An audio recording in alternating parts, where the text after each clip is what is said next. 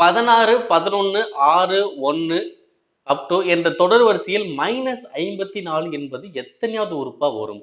Okay. First இது என்ன தொடரு? பாருங்க. 14 இருந்து 11க்கு 5 குறையுது. 11 இருந்து 6க்கு 5 குறையுது. 6ல இருந்து 1க்கு 5 குறையுது. சோ ஒரே மாதிரி குறைஞ்சிட்டே போதா? ஓகேவா?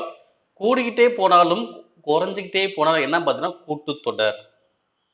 ஓகேங்களா? பெருக்க தொடர்னா பெருக்கிட்டே போகும், வகுத்துட்டே போகும்னு சொன்னோமா? அதே மாதிரி கூடிக்கிட்டே போனாலும் கழிச்சுக்கிட்டே போனா அது கூட்டுத்தொடர் வரும். ஓகே. அப்ப இது என்னது? கூட்டுத்தொடர்.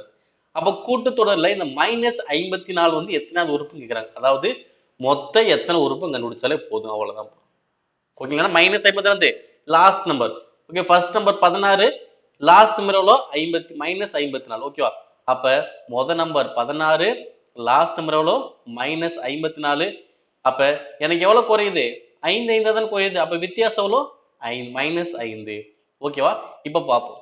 சோ உறுப்புகள் எண்ணிக்கை கண்டுபிடி formula n L minus a by d plus 1. L minus a by d plus 1. Okay. L ஓட மதிப்பு எவ்வளோ?